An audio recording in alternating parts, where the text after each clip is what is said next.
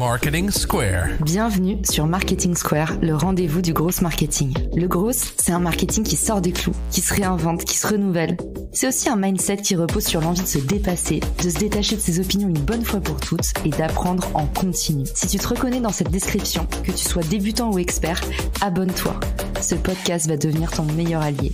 Pourquoi passer des heures à essayer de percer sur les réseaux sociaux quand l'agence personnelle peut le faire pour toi? Des vidéos verticales prêtes à poster, créées spécialement pour te faire décoller sur LinkedIn, Instagram, TikTok, YouTube et consorts. Génère des leads en continu et deviens incontournable dans ton secteur. En 1 mois et demi, l'agence personnelle m'a fait gagner 50 000 followers sur mes réseaux sociaux. Alors viens t'asseoir et laisse les meilleurs s'occuper du reste. Rendez-vous dans la description pour postuler, mais ne tarde pas trop, chaque promo a des places limitées.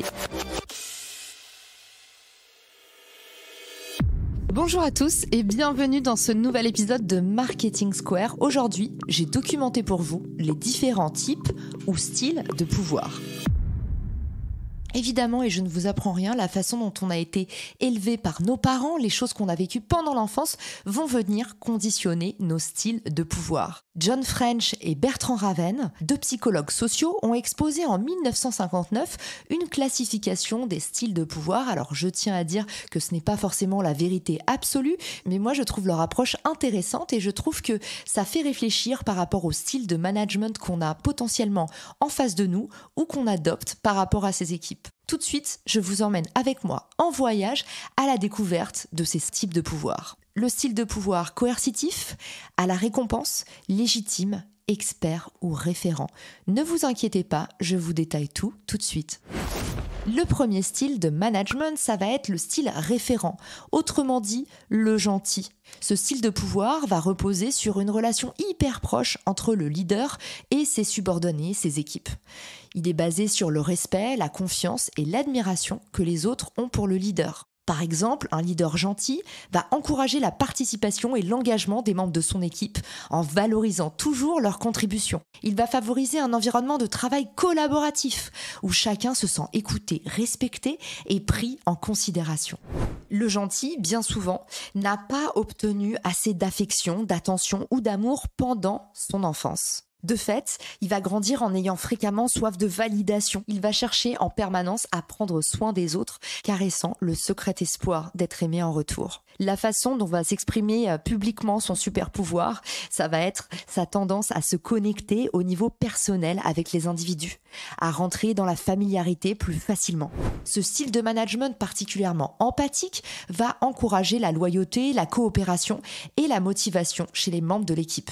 Il va aussi favoriser la communication ouverte, l'écoute active et une atmosphère de travail harmonieuse. L'inconvénient de ce style de management, parce qu'il y a toujours un défaut à chaque avantage, c'est qu'il peut être perçu comme un peu plus faiblard, un peu plus hésitant, un peu plus dilettant.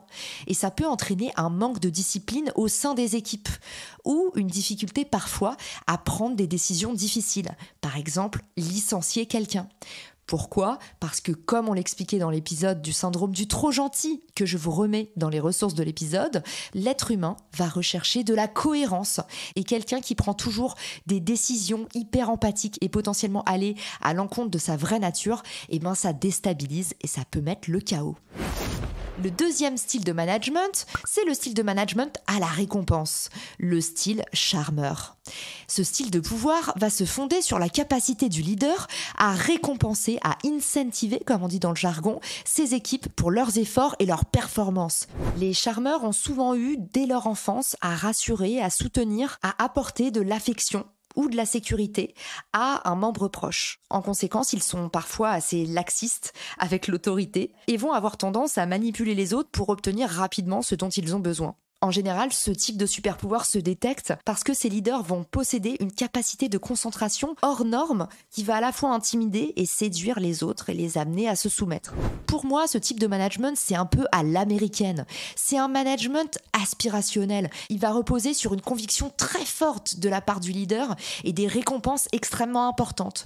Je vous donne un exemple du style charmeur, le management à la Guillaume Moubèche chez Lemlist. Guillaume fait des vidéos où il explique « Mon objectif, c'est de rendre tous mes employés millionnaires. Rien que ça. Ce type de management fait le propre des entreprises qui cartonnent aux États-Unis. En France, ce type de boîte fait encore un petit peu peur. C'est pas trop dans la mentalité française, ce côté un peu champion et 100% à la performance. L'inconvénient, justement, de ce type de management, ça va être que ces récompenses peuvent créer une dépendance au sein de l'équipe, un esprit de compétition hyper fort, et puis surtout une attente permanente de gratification au sein de l'équipe.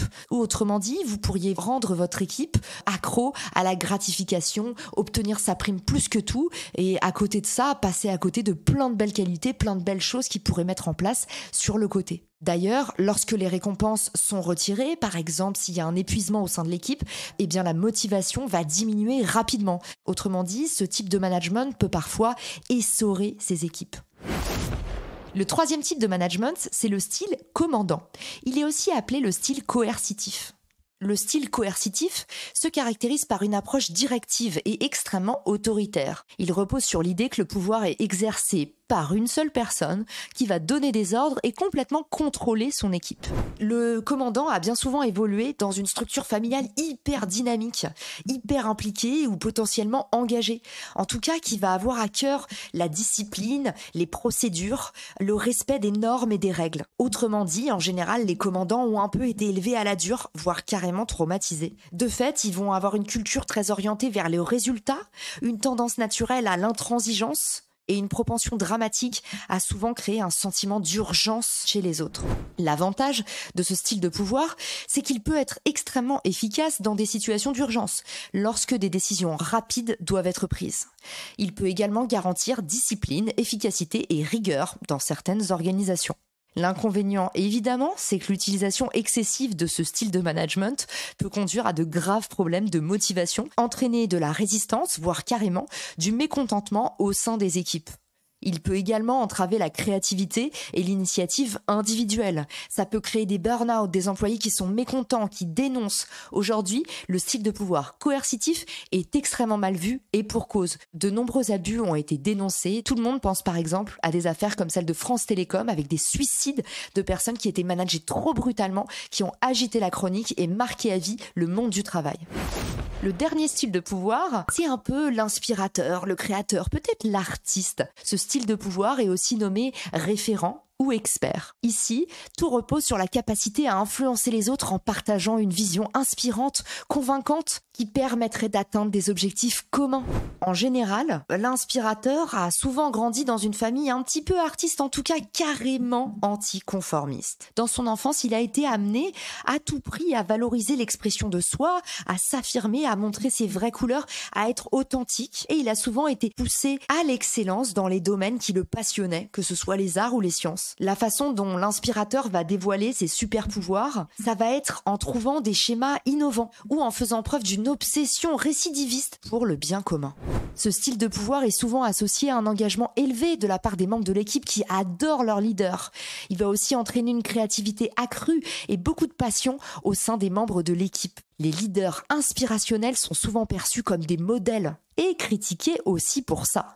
Car dans certaines situations où des décisions rapides doivent être prises, ce style de management va prendre plus de temps parce que c'est un style de management très consensuel. De plus, certains vont pouvoir dire que ce style est trop idéaliste, voire complètement déconnecté de la réalité et qui ne donne pas de bons résultats sur le terrain. Il est important de noter que tous ces styles de pouvoir sont utilisés de différentes manières par différents individus et peuvent varier complètement selon le contexte. Vous pourriez dans certaines situations être un leader gentil et dans d'autres un leader commandant juste parce que vous avez peur ou vous êtes face à des équipes qui sont plus matures ou qu'on vous a pas fait vous sentir bien. Aujourd'hui, c'est important de dire le manager il a d'énormes responsabilités, mais derrière chaque manager, il y a aussi une personne humaine qui fait des erreurs, qui apprend. Et aujourd'hui, le monde du travail a un énorme problème qui est celui qu'on enseigne trop peu le management. Finalement, on gravit les échelons parce qu'on fait bien une discipline, on finit par manager, mais souvent on n'est pas bien formé à ça, bien préparé, et les managers, les dirigeants sont bien souvent dans des situations de souffrance eux-mêmes. J'espère que cet épisode vous a inspiré. En tout cas, j'ai pris grand plaisir à le préparer. Bien évidemment, on ne peut pas tout dire ici. L'idée, c'est de vous mettre en bouche et de vous donner envie de vous intéresser à ces concepts si ça vous fait du bien, vous amène à prendre du recul, mieux vous placer à la place des autres et au final, mieux manager ou mieux comprendre, s'entendre avec son manager. N'oubliez pas que tout est question d'empathie et que l'empathie vient d'abord de la connaissance de soi et des autres. Merci à tous pour votre écoute, j'espère que cet épisode vous a plu. Si ça vous a plu, vous connaissez la récompense ultime pour moi, partagez-le à ceux que vous aimez et surtout ne vous retenez jamais de m'envoyer votre avis ou de m'inspirer un futur épisode. Merci à tous et à très vite pour un nouvel épisode. Ciao! Si cet épisode te plaît, tu peux le partager en me taguant ou lui laisser 5 étoiles sur Apple Podcast. Marketing Square.